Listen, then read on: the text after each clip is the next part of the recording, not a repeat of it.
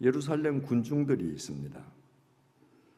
마태복음 21장 6절에서 11절을 잘 들어보십시오. 제자들이 가서 예수께서 명하신 대로 하여 나귀와 나귀 새끼를 끌고 와서 자기들의 겉옷을 그 위에 얹음에 예수께서 그 위에 타시니 무리의 대다수는 그들의 겉옷을 길에 펴고 다른 이들은 나뭇가지를 베어 길에 펴고 앞에서 가고 뒤에서 따르는 무리가 소리 높여 이르되 호산나 다윗의 자손이여 찬송하리로다 주의 이름으로 오시는 이여 가장 높은 곳에서 호산나 하더라. 예수께서 예루살렘으로 들어가시니 온 성이 소동하여 이르되 이는 누구냐 하거늘 무리가 이르되 갈릴리 나사렛에서 나온 선지자 예수라 하니라. 예수님께서 갈보리에서 십자가에 못 박히시기 닷새 전에 예루살렘에 입성하시는 장면입니다. 예수님께서 지금 타고 계시는 건 나귀 새끼예요. 예수님이 깔고 앉은 것은 가죽 안장이 아니라 냄새나는 빈민 제자들의 겉옷입니다. 예수님이 탄 새끼 나귀가 걸어가는 그 앞에는 붉은 카페트가 깔려 있는 것이 아니라 그 사람들이 던진 자기 옷 그리고 사람들이 던진 나뭇가지들입니다. 그런데 예루살렘 사람들이 그 예수를 보고, 이게 지금 코미디 같은 장면인데 그 예수를 보고 호산나라고 열광적으로 환영합니다. 호산나는 지금 구원해달라는 겁니다. 그리고 예수님께서 예루살렘 성에 딱 들어가시니까 온 성이 소동했다고 되어 있습니다. 예루살렘 안에 있는 그 성민들이 얼마나 열광적으로 주님을 환영했던지 성이 소동했다고 되어 있는데, 우리말 소동하다로 번역된 헬라어 동사 세이오는 지축이 흔들린다는 겁니다. 여러분들 혹시 관중으로 꽉 찬 야구장에 한번 구경 가신 적이 있습니까? 관중이 꽉 찬 축구장에 구경 가신 적이 있습니까? 관중이 꽉 찬 야구장에서 홈런이 터지면요, 사람들이 와 하는데 그 순간에 지축이 흔들리는 느낌을 받습니다. 축구장에서 우리 선수가 골을 넣어서 탁 들어가는 순간에 와 하면 지축이 흔들립니다. 지금 예루살렘 지축이 흔들리고 있습니다. 그러면 그 예루살렘 군중들이 다 예수님이 누구신지 지금 알고 호산나 하면서 예수님을 환영하는 것 같지요? 이들이 환영하는 것은 예수님이 아니고 예수님의 신통술입니다. 이들은 이미 들어서 알고 있습니다. 예수님이 물을 포도주로 바꿨다는 것, 바다의 폭풍을 잠재우셨다는 것, 바다 위를 걸어가셨다는 것, 죽은 자를 살리셨다는 것, 빵 5조각과 물고기 2토막으로 수천 명을 먹이셨다는 것, 그거 다 알고 있습니다. 이들은 그 신통력을 이용해서 이루어지기를 바라는 자기들의 욕망을 지금 열광하고 있는 겁니다. 쉽게 말하면 예수님의 신통력을 이용해서 성취되기를 바라는 자기들의 욕망을 투사해서 예수에게, 실제의 예수가 아니라 예수의 허상을 향해서 지금 열광하는 겁니다. 그 증거가 어딘가? 닷새 동안에 자신들의 욕구가 성취되지 않았거든요. 그래서 닷새 후에 어떻게 합니까? 대제사장의 선동으로 예수를 못 박아 죽이라고 이 사람들이 지축이 흔들릴 정도로 소리칩니다.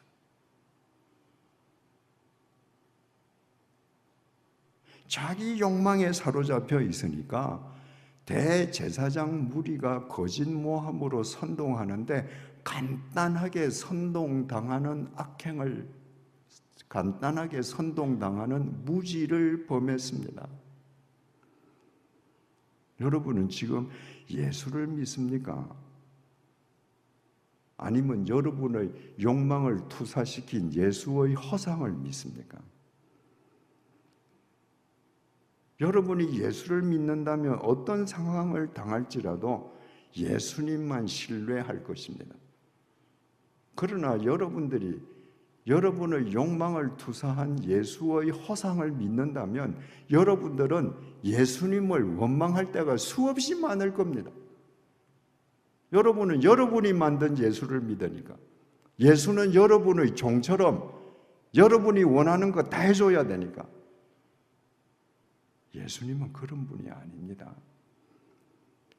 여러분이 여러분의 욕망을 예수님에게 투사해서 예수님의 허상을 예수라고 믿으면 여러분 쉽게 선동당하는 무리를 범하게 됩니다. 욕망에 사로잡혀 있으면요, 사리 분별력이 없습니다. 이 세상에는 언제든지 선동하는 악행을 범하는 사람들이 있습니다. 교회들 중에도 있습니다. 목사들 중에도 있습니다. 선동은 진실로 하는 게 아닙니다. 선동은 거짓으로 하는 겁니다.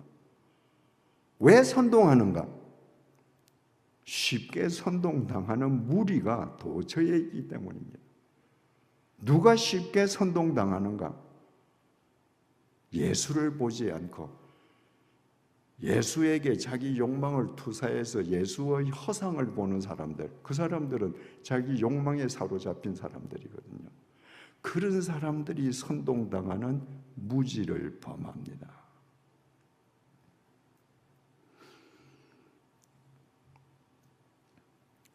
그 다음에는 빌라도 총독입니다. 대제사장 무리가 그들의 종교법에 의해서 예수님에게 사형을 결정했지만 식민지 백성인 대제사장 무리에게는 사형 집행권이 없었습니다. 사형 집행권은 오직 한 사람, 로마 제국이 파견한 빌라도 총독, 그만 가지고 있었습니다. 그래서 대제사장 무리가 빌라도에게 예수를 끌고 간 겁니다. 빌라도 총독이 예수님을 신문했습니다. 로마 제국의 실정법을 어긴 죄를 범한 게 없었습니다. 예수님은 무죄였습니다. 그래서 빌라도 총독이 예수님을 풀어주려고 했습니다. 왜? 무죄인 사람을 보호해주고 무죄인 사람을 풀어주는 것이 총독의 책임이거든요. 그런데 예수님을 풀어주려고 하자 밀란이 날 것처럼 보였습니다. 왜? 대제사장 무리에게 선동당한 예루살렘 군중들, 닷새 전에 예루살렘을 향해서 호산나라고 그렇게 열광하던 사람들, 그 사람이 못 박아 죽이라고 소리 지르거든요. 마태복음 27장 24절입니다. 빌라도가 아무 성과도 없이 도리어 밀란이 나려는 것을 보고 물을 가져다가 무리 앞에서 손을 씻으며 이르되 이 사람의 피에 대하여 나는 무죄하니 너희가 당하라. 빌라도는 분명히 예수의 무죄를 알았습니다. 풀어주려고 했습니다. 그러나 대제사장 집단들에게 선동을 당한 예루살렘 군중들이 밀란을 일으키려는 것을 보고 마음을 바꿨습니다. 그리고 물이 들어있는 대야를 가져오게 했습니다. 그리고 손을 씻으면서 자, 너희들 원하는 대로 사형시켜. 그러나 이 사람 피에 대해서 나는 죄가 없어. 손 씻었어. 너희들이 다 당해. 그래서 빌라도 총독이 손 씻어서 죄가 없습니까? 그는 자유해졌습니까? 그렇지 않습니다. 갈보리에서 예수님에게 양손과 양발에 못을 대고 망치를 두드린 사람은 로마 제국의 군인들입니다. 예수님을 그 현장에서 직접적으로 죽인 사람들은 로마 제국 군인들입니다. 그런데 우리는 어떻게 사도신경을 통해서 빌라도 총독을 고발합니까? 사도신경입니다. 본디오 빌라도에게 고난을 받으사 십자가에 못 박혀 죽으시고 예수를 죽일 것인가 사형 언도를 내릴 것인가 말 것인가 그 유일한 책임자는 빌라도 총독이었습니다. 그는 그 책임을 유기했습니다. 사람들이 무서워서 그 책임을 다하지 않았습니다. 그래서 기독교인들은 전 세계에서 프랑스든 영국이든 저 아프리카든 사도신경을 통해서 빌라도를 고발하고 있습니다. 얼마나 무서운 저주입니까? 여러분, 기독교인들의 사도신경에 대한 빌라도 총독에 대한 고발은 인류의 역사가 종말을 맞을 때까지, 다시 말해서 주님께서 재림하실 때까지 계속될 것입니다. 아마 가보신 분이 계실지도 모르겠습니다만은 스위스의 루체른이라는 도시가 있습니다. 그 루체른에 그림같이 아름다운 호수가 있는데요. 그 호수 옆에 또 산이 하나 있습니다. 그래서 한국 여행사들이 한국 관광객들을 주로 그 산으로 많이 데리고 갑니다. 그 산 위에서 밑으로 루체른 호수를 내려다보면 정말 기가 막히죠. 그 산 이름이 필라투스입니다. 필라투스는 빌라도의 라틴어 이름입니다. 왜 그 산이 빌라도가 되었는가? 빌라도가 예수에게 사형을 선고하고 지는 죄 없다 했는데 하나님께서 용서하지 않으셔서, 이거는 유럽 사람들이 이야기하는 전설입니다. 하나님께서 용서하지 않으셔서 빌라도가 죽은 뒤에 그 영이 구원받지 못하고 이리저리 떠돌아다니다가 어느 날 루체른 그 산에 탁 부딪혀서 떨어졌다. 그래서 그 산 이름이 필라투스, 빌라도가 되었습니다. 전설 속에서도 빌라도는 이렇게 저주받는 사람이 되었습니다. 그의 잘못은 자기에게 맡겨진 책임을 유기한 겁니다.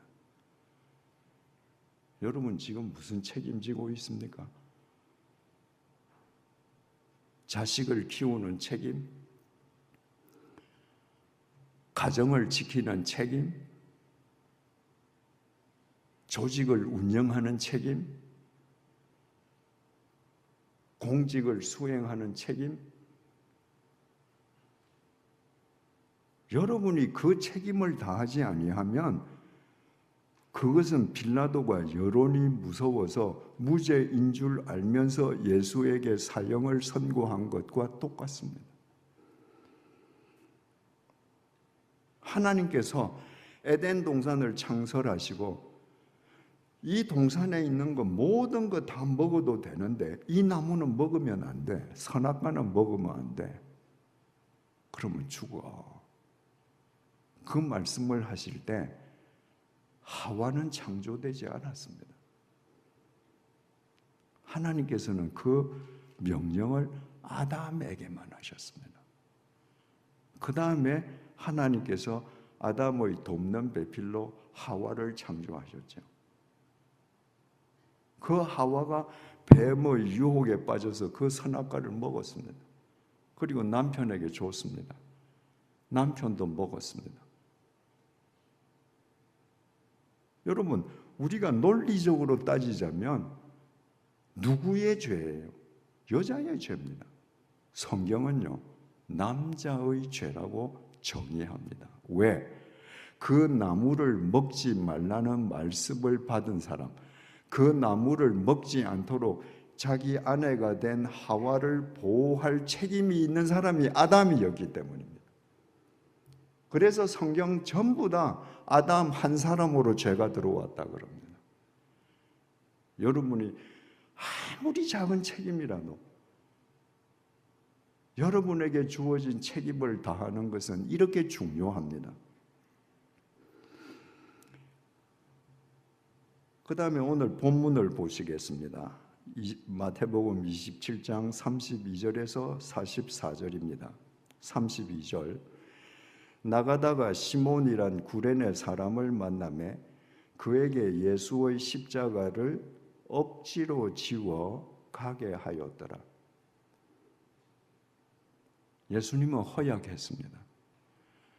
옛날 사형수들은 자기가 못 박힐 사형 틀을 치고 사형장까지 가야 했습니다. 다른 강도들은 건장하게 자기 사형틀을 지고 가는데 예수님은 지고 가지를 못했습니다. 허약해서 쓰러졌습니다. 그랬더니 로마 군인이 근처에 있는 구레네, 지금 아프리카 리비아에서 온 구레네 사람에게 예수님의 십자가를 지게 했습니다. 그랬더니 이 구레네는 아닌 밤중에 홍두깨죠. 그 십자가를 억지로 지고 갈보리로 갔습니다. 여러분, 만약에 구레네가 그 십자가를 억지로 지지 않았다면 어떻게 됐을까요? 로마 군인들이 십자가를 대신 져줍니까? 아닙니다. 만약에 구레네 시몬이 억지로 십자가를 갈보리까지 지고 가지 않으면 어디 저 광야 길거리 골고다 가는 어디 저 벌판에 예수님은 못 박혀 죽었겠죠. 그러면 갈보리 해골 위에 세워지는 십자가, 이 복음의 상징은 이루어지지 않습니다. 여러분, 십자가는 억지로 지는 겁니다. 내가 십자가를 억지로 지기 때문에 누군가가 행복해집니다.